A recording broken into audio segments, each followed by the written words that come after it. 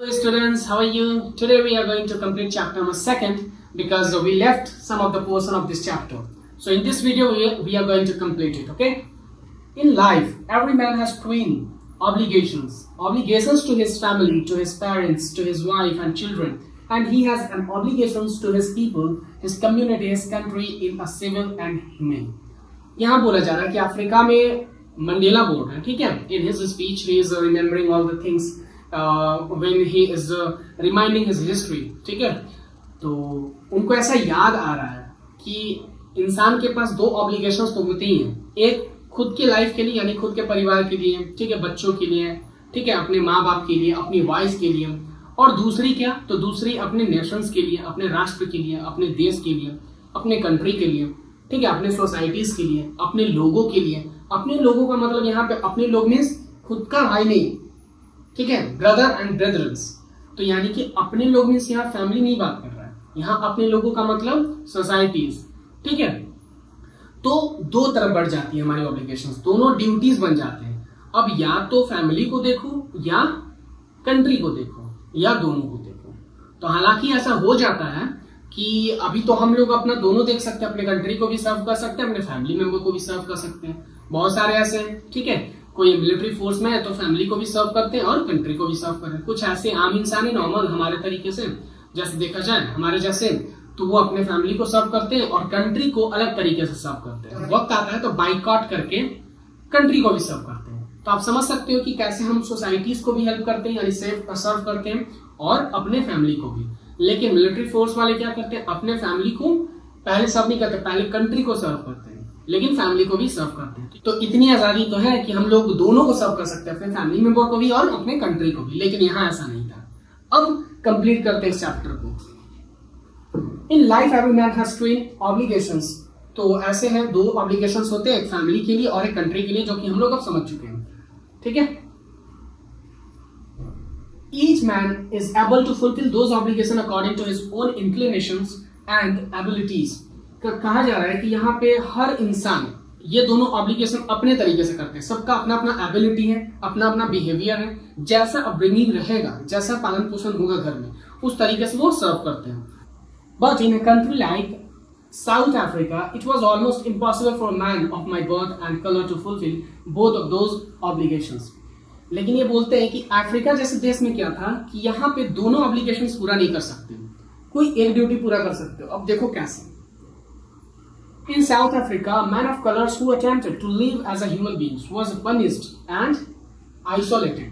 अगर कोई इंसान, ठीक है, as a human being अपने आप को अटेम्प्ट करता था, ठीक है, मतलब कोशिश भी करता था, तो उसको पनिश किया जाता था और आइसोलेट कर दिया जाता था, पनिशमेंट दिया जाता था। अब चाहे जिस तरह का पनिशमेंट हो उस टाइम। और आइसोलेट, जो कि अभी फिलहाल बहुत फेमस की वर्ड हो गया है, जिसको पता भी नहीं था उनको भी पता है आइसोलेट मीन्स क्या होता है, तो एकांत में कर देना, ठीक है, तो अलग कर देना सबसे। In South Africa, a man who tried to fulfill his duty to his people was inevitably ripped from his family. अब क्या हो रहा है कि अगर वो अपने पीपल को, ठीक है, अपने लोगों को यानी कि सोसाइटी को सर्व करना चाहते हैं, तो उनके साथ क्या किया जाता था, बुरा बर्ताव किया जाता था और उनको उनके फैमिली से दूर कर दिया जाता था, ठीक है, from his family and his home and was forced to live a life apart. और उनसे अलग रह के जीवन जीना पड़ता था, अपने लाइफ को जीना पड़ता था। A twilight existence of secrecy and rebellion. अब यहाँ पे एक वर्ड है twilight existence, ये बहुत इंपॉर्टेंट है, इसको मैं समझाऊंगा। यहाँ देखो, twilight मीन्स होता है इवनिंग टाइम। बहुत अच्छे से समझोगे, देखो थोड़ा सा वीडियो लंबा होगा, ठीक है, थोड़ा लंबा होगा, बट एक एक चीज समझ में आएगा। twilight मीन्स होता है, एग्जिस्टेंस मीन्स क्या होता है, अपना वर्चस्व कायम करना, और secrecy and rebellion, rebellion means क्या होता है, इसको बोला जा सकता है एज ए टेररिस्ट, ठीक है, एज अ टेररिस्ट समझना। अगर रिबेलियन कोई बोल रहा है, इसका मतलब कि आप उसका विरोध कर रहे हो, गोइंग अगेंस्ट। तो अगर सरकार के अगेंस्ट जाओगे तो ज्यादातर केस में टेररिस्ट की तरह आपको देखा जाएगा, ठीक है। सीक्रेसी, सीक्रेसी मींस छिप करके, कंसील्ड, छिपा हुआ और हिडन, ठीक है। अब इसको बताओ, और Twilight existence of secrecy and rebellion, तो उनको क्या कहा जाता था अगर ऐसा कोई करते थे, ठीक है, अपने लोगों के लिए, अपने सोसाइटीज के लिए कोई जाता था, तो उसको ट्विलाइट एग्जिस्टेंस, उसको छिप करके रहना पड़ता था। या तो भी अपना छिप के रहो या तुम गए, यानी कि ट्विलाइट एग्जिस्टेंस, तुम्हारा दिन खराब होने वाला है, ठीक है।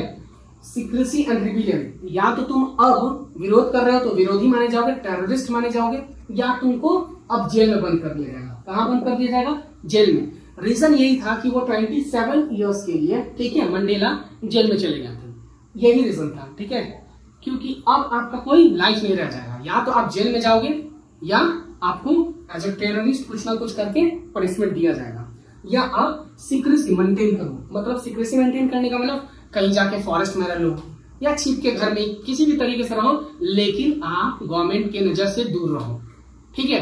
तो इसका मतलब ये है, I didn't in the beginning choose to place my people above my family. शुरुआत में ऐसा था कि मैं अपने फैमिली को ज्यादा महत्व देता था, पीपल को नहीं। But in attempting to serve my people I found that I was prevented from fulfilling my obligations. लेकिन ऐसा हुआ कि जैसे मैं लोगों को देखता रहा, अपने लोगों की मदद करते रहा, सर्व करता रहा, तो उस दरमियान मुझे ऐसा लगा कि मैं अब अपने फैमिली से दूर होते जा रहा हूँ, ठीक है। I was prevented from fulfilling my obligations as a son, brother and father and husband. जैसे कि बच्चे की तरह, एक बेटे की तरह, एक अच्छे पति, एक अच्छे भाई और हस्बैंड की तरह मैं नहीं कर पा रहा हूँ। यानी कि मैं दूर होते जा रहा हूँ इस होम वाले रिलेशन से, ठीक है। पर्सनल लाइफ से मैं थोड़ा दूर होते जा रहा हूँ, इनको ऐसा लगा। I wasn't born with the hunger to be free. I was born free in every way that I could know, free to run in the fields near my mother's hut, free to swim in the clear stream that ran through my village, free to roast mealies under the stars and the right broad backs of the slow-moving bulls. As long as I obeyed my father and abided by the customs of my tribe, I was not troubled by the laws of a man or God. ये बोलते हैं कि मैं जन्मा नहीं था कि मैं स्वतंत्र हूँ, मतलब मैं इस भूख से नहीं जन्मा था कि मुझे स्वतंत्र होना है, लेकिन मुझे बाद में ऐसा लगा। तो आगे हम लोग समझेंगे, ठीक है। फ्री इन एवरी वे, मैं हर तरीके से फ्री था। मैं अपनी माँ के जो बड़ियों के पास चला जाता, मैं जो नदियाँ जाती थी, स्ट्रीमिंग्स जो धाराएं जाती थी मेरे गांव से गुजर के, विलेज से गुजर के, ठीक है, उसमें मैं आराम से तैर लेता था। मैं स्टार्स के नीचे शाम को, ठीक है, मकई वगैरह, जैसे मक्का जावरा वगैरह कुछ होते हैं तो उसको पका लिया करता था, भूंज लिया करता था, उसको खाता था। बुल्स यानी कि सांड वगैरह जो एक एनिमल्स होते हैं, ठीक है, ऑक्स वगैरह, तो उस पर बैठ करके, उसके पीठ पे बैठ करके मैं एंजॉय कर लिया करता था। तो मुझे अच्छा लगता था। और तो और मुझे लगता था कि मुझे बहुत कुछ नहीं, बस पापा की बातों को ऑबे करना है, मानना है, और कुछ अपने ट्राइब्स, अपने सोसाइटीज की बातें हैं उनको फॉलो करना है। तो मुझे इनसे कोई दिक्कत नहीं थी, क्योंकि ये जो रूल और लॉ थे वो इंसान और भगवान का बनाया हुआ था। तो मुझे खुशी है, मुझे कोई दिक्कत नहीं है, ऐसा बोल रहे हैं। लेकिन इनको दिक्कत किस बात से थी? It was only when I began to learn that my boyhood freedom was an illusion, when I discovered as a young man that my freedom had already been taken from me, that I began to hunger for it. वो बोल रहे हैं कि मैं जब बड़ा हुआ, यानी जोहान्सबर्ग की बात है ये, वो ही वॉज इन जोहान्सबर्ग। तो जब मैं बड़ा हुआ तो मुझे ऐसा फील हुआ कि जो बॉयहुड फ्रीडम की मैं बात कर रहा हूँ वो वाकई में फ्री था ही नहीं। मैं, मुझे अब समझ में आ रहा है, अब उनको समझ में आया। और वो बोलते हैं कि इट वॉज एन इल्यूजन, ये एक इल्यूजन था, ये एक झूठ था मेरे दिमाग में, ठीक है, ये एक झांसा था जिसे मैं सच मान चुका था कि मैं फ्री हूं, but I was not free. Okay, my freedom was taken, मेरा फ्रीडम तो ले लिया गया था। उनको अब समझ में आता है। फिर वो बोलते हैं कि I began to hunger for it, फिर मुझे अब ऐसा लगा कि मुझे फ्रीडम चाहिए, तो वो अब इस भूख से तड़पने लगे। उनको तड़प हो गई कि मुझे स्वतंत्रता चाहिए, I want to be free, मुझे फ्रीडम चाहिए। ओके, अब क्या होता है? At first as a student I wanted freedom only for myself, the transitory freedom of being able to stay out at time. शुरू में इनको ऐसा लगता था कि एक फ्रीडम, जैसे बच्चों की फ्रीडम होती है कि मुझे रात में वहां दोस्त क्या रहने दो, मुझे आज ये खेलने दो, वो खाने दो, तो ये ट्रांजिटरी फ्रीडम है, मतलब परमानेंट नहीं है, ठीक है, टेम्पररी है। ओके,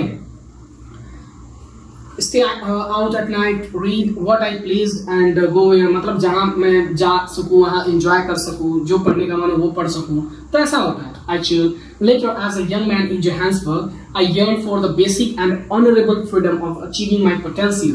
लेकिन अब मेरा फ्रीडम का मतलब क्या है? अब मेरे फ्रीडम का मतलब कुछ और है। अब मैं चाहता हूं कि मुझे हर वो चीज मिले जो एक इंसान को चाहिए जीने के लिए। एक बेसिक नीड्स तो मिलनी चाहिए। तो basic and honourable freedom of achieving my potential, of earning my keep, my marrying, of marrying and having a family.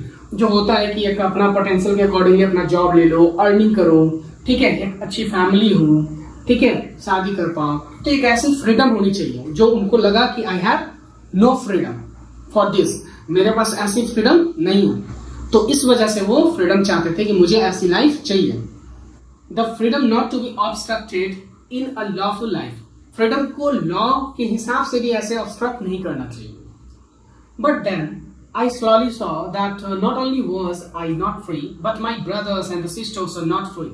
बाद में मुझे धीरे धीरे पता चला कि सिर्फ मैं ही नहीं, और भी लोग हैं, जो कि मैंने पहले भी डिस्कस कर लिया है, ठीक है। I saw that it was not just my freedom that was curtailed. सिर्फ मैं ही नहीं कि जिसका फ्रीडम ले लिया गया, ठीक है, रिड्यूस किया गया, कम किया गया, जिससे फ्रीडम छीन ली गई है, ठीक है। But the freedom of everyone who looked like I did, जो मेरे जैसे, जो ब्लैक्स हैं, उनका भी फ्रीडम छीन लिया गया। That is when I joined, इसलिए क्या हुआ कि I joined the African National Congress 1941, याद रखना, ठीक है। And that is when the hunger for my own freedom became the greater hunger for the freedom of my people. तब ये जो इंडिविजुअल फ्रीडम था, जो सिर्फ मेरे लिए था, खुद के लिए, अब ये सबके लिए हो गया। अब ये यूनिटी शो कर रहे हैं कि अब जो फ्रीडम मैं अकेले के लिए चाहता था, अब वो फ्रीडम मुझे खुद के लिए नहीं, सबके लिए चाहिए, अपने पीपल के लिए चाहिए। It was this desire for the freedom of my people to live their life with dignity and self respect that animated my life, ठीक है। इनकी इच्छा थी कि अब मेरे जो पीपल है, मेरे लोग हैं, उनको ऐसा लाइफ दिया जाए। फ्रीडम मुझे इसलिए चाहिए कि वो इज्जत सम्मान के साथ जी सके, रह सके, और दैट एनिमेटेड माई लाइफ, इनके लाइफ को चेंज क्या किया, ऐसी फीलिंग्स चेंज की, उनके अंदर ऐसे ऐसे फीलिंग्स आने लगी, तो वो अपने आप में उनमें चेंजेस आ गए अपने आप, ठीक है। कैसे चेंजेस आए देख सकते हो। Transform a frighten young man into a bold one, एक सिंपल सा इंसान अब बोल्ड बन चुका है, किसी से भी बन सकता है। That drop law abiding attorney to become a criminal, एक ऐसा इंसान जो लॉ को रिस्पेक्ट करता था, अब वो क्रिमिनल की तरह ट्रीट किया जाएगा, ठीक है। अब वो क्योंकि अगेंस्ट जा रहे हैं सबके। That turned a family loving husband into a man without a home, एक ऐसा इंसान जो बहुत प्यारा हस्बैंड था, ठीक है, एक नोबल हस्बैंड था, ठीक है, और वो अब बिना होम के रहने वाला है। He is not now in home, अब वो होम में नहीं है, वो कहीं और है। Because he is now revolutionary. That forced a life-loving man to live like a monk. जो इंसान अपने लाइफ से प्यार करता था, लाइफ लविंग मैन था, वो अब मॉन्क की तरह जिएगा, ठीक है। I am no more virtuous or self-sacrificing than the next man. मैं कुछ खास नहीं था, but बाद में हुआ ऐसा। But I found that I could not even enjoy the poor and limited freedoms. मैं ऐसे freedoms को नहीं enjoy कर सकता, मैं ऐसे नहीं जी सकता और लोगों को नहीं छोड़ सकता, ठीक है। उनको ऐसा फील हुआ। I was allowed when I knew my people were not free. Okay, तो limited freedom I was allowed when I knew my people were not free. जब मुझे लगा कि मेरे पीपल भी फ्री नहीं है। फ्रीडम इज इंडिविजिबल है, इस फ्रीडम को बांट नहीं सकते हो, ऐसे मतलब इसको इतना देना, इसको इंडिविजिबल है, सबको एक जैसा करना होता है, ठीक है। फ्रीडम इंडिविजिबल है, तो यही बोलना चाह रहे हैं। उसके बाद the chains on any one of my people were the chains on all of them, वो बोलते हैं कि अगर मेरे लोग यानी कि जितनी ब्लैक्स है, अगर उनमें से किसी पे चेन है तो मैं समझूंगा कि ये सब पे है, सब पे हथकड़ियां लगी हुई है, ठीक है। The chains on all my people were the chains on me, अगर मेरे पीपल पे या किसी एक पे चेन लगा है, इसका मतलब है कि वो चेन मेरे पे भी लगा है, मेरे हथकड़ी मुझे हथकड़ी पहनाई हुई है। तो ये कहना चाह रहे हैं कि अगर हथकड़ी किसी एक पे लगा तो मैं समझूंगा सब पे लगा है, और सब पे लगे या किसी एक पे लगा तो मैं समझूंगा कि मेरे पे भी लगा है। इसलिए I want freedom for all. I knew that the oppressor must be liberated just as surely as the oppressed. A man who takes away another man's freedom is a prisoner of hatred.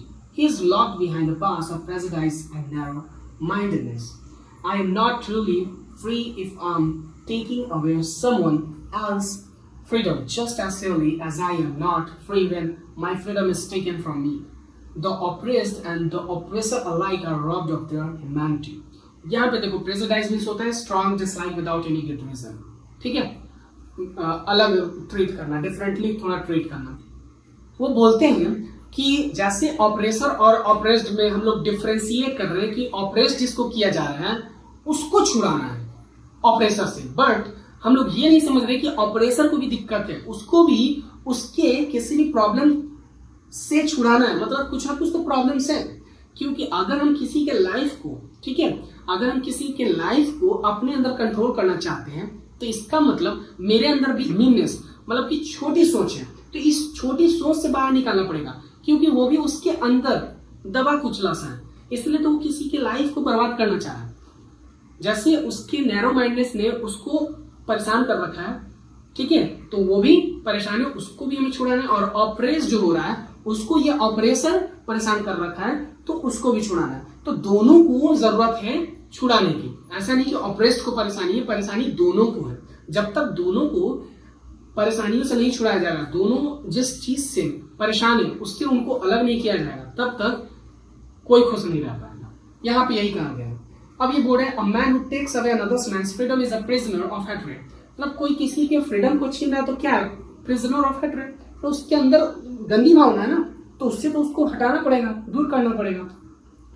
And he is locked behind the parts of the prejudice and narrow mindness, वो किसके अंदर छिपा, मतलब किस jail में है, मतलब अगर हम ऑपरेस करना चाह रहे हैं, if I am oppressor, I am oppressing someone, तो मैं अपने जेल में उसको रखूंगा, but I am in the jail, I am in the prison of narrow mindness. आई बात समझ में, ठीक है, हेट कर रहा हूं मैं, तो उसके जेल में मैं हूं, तो अब दोनों को हटाना है, दोनों को छुड़ाना है इस प्रॉब्लम से, ठीक है। आई am not truly free if I am taking away someone's life, मतलब समवन्स फ्रीडम, किसी के फ्रीडम को अगर मैं छीन रहा हूं तो मैं फ्री का हूं, ठीक है, ये बोलना चाह रहे हैं। Just as surely I am not free when my freedom is taken from me, और एकदम श्योर में, जैसा कि अगर मेरी भी कोई स्वतंत्रता छीने, मेरी फ्रीडम कोई छीनता है तो भी मैं फ्री नहीं हूं। तो इससे यह समझ में आती है कि मंडेला ये कहना चाहते हैं कि आई am not free when my freedom is taken, मतलब मेरा कोई फ्रीडम ले लेता है तो मैं फ्री नहीं हूं, but surely he is saying that I am even not free, even I am not free if I am taking someone's freedom, तो उस टाइम भी मैं फ्री नहीं हूं अगर मैं किसी का लाइफ को अपने अंदर चलाना चाहता हूं कि वो मेरे अंदर है, ठीक है। The oppressed and the oppressor alike are the robbed of their humanity, मतलब दोनों तो एक जैसे ही, दोनों को बाहर निकालना ही हम लोगों को उनके प्रॉब्लम से, तो both are losing their humanity, मतलब दोनों कहीं ना कहीं एक इंसानियत को खोते जा रहे हैं, अपनी लाइफ को जी नहीं पा रहे, they are not able to live their life freely, okay, not able to enjoy their. तो बस यही था इस चैप्टर में। आई होप आपको ये वीडियो अच्छा लगा है, अगर कोई दिक्कत है तो you can comment me freely, okay. और एक और बात, आप कमेंट करके बताओ कि आपको इस चैप्टर से क्या सीखने को मिला, what have you learn from this chapter, but what I have learn I am just going to write here, it always until it's done, जब तक काम हो ना जाए तब तक असंभव, इम्पॉसिबल लगता है। तो this is the quotation given by Nelson Mandela. Nelson Mandela का ये कोटेशन है, बहुत अच्छा है, इसे समझ सकते हो। मैंने तो यही सीखा कि जब तक कोई काम हो ना जाए, ठीक है, जब तक कोई काम हो ना जाए इम्पॉसिबल लगता है, तो करते रहो, मेहनत करते रहो, ऐसा नहीं सोचना है कुछ होगा नहीं। अगर अंदर से मन बना लिए कि ये करना है तो यू कैन डू अचीव, ठीक है, तुम कर सकते हो, यू कैन अचीव, ठीक है, तुम अचीव कर सकते हो। So definitely you will do. So I hope you are getting this line and hope you will do better in your life. So thank you very much for watching my video till it ends. तब तक के लिए study and enjoy. Bye bye.